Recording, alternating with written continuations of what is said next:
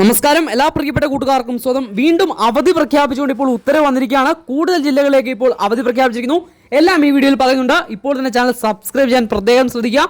വരുന്ന അവധി അറിയിപ്പുകളൊക്കെ ആദ്യം നിങ്ങളുടെ മുമ്പിലേക്ക് നമ്മുടെ ചാനൽ വഴി ഷെയർ ചെയ്ത് നൽകാറുണ്ട്. അപ്പോൾ മറക്കണ്ട, ജസ്റ്റ് ഒന്ന് സബ്സ്ക്രൈബ് ചെയ്ത് കഴിഞ്ഞാൽ എല്ലാ അവധി അറിയിപ്പുകളും ആദ്യം തന്നെ നിങ്ങളുടെ മുമ്പിലേക്ക് ഞാൻ ഷെയർ ചെയ്ത് നൽകുന്നതാണ്. അതുപോലെ വീഡിയോ ലൈക്ക് ചെയ്യാതെ കാണുന്ന കൂട്ടുകാർ ജസ്റ്റ് ഒന്ന് ലൈക്ക് ചെയ്യാൻ ശ്രദ്ധിക്കുക, ജസ്റ്റ് ഒന്ന് ലൈക്ക് ചെയ്തൊന്ന് സപ്പോർട്ട് ചെയ്യാൻ ശ്രദ്ധിക്കുക.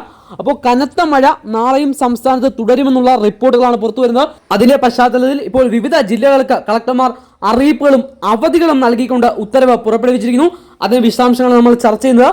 അപ്പോൾ നാളെയും റെഡ് അലേർട്ട് ഇല്ല എങ്കിലും ഓറഞ്ച് അലേർട്ടും യെല്ലോ അലേർട്ടും വിവിധ ജില്ലകളിൽ പ്രഖ്യാപിച്ചിട്ടുണ്ട്.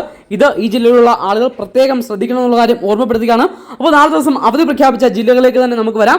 നാളെ ദിവസം കളക്ടർമാർ അവധി പ്രഖ്യാപിച്ചിരിക്കുന്ന ജില്ലകൾ ഓരോന്നായി പരിശോധിക്കുമ്പോൾ വയനാട് ജില്ലയിൽ നാളെ അവധിയാണ്, തൃശൂർ ജില്ലയിൽ നാളെ അവധിയാണ്, കാസർഗോഡ് ജില്ലയിൽ നാളെ അവധിയാണ്, കണ്ണൂർ ജില്ലയിലെയും വിദ്യാഭ്യാസ സ്ഥാപനങ്ങൾക്ക് നാളെ ദിവസം കളക്ടർമാർ അവധി പ്രഖ്യാപിച്ച ഉത്തരവായി.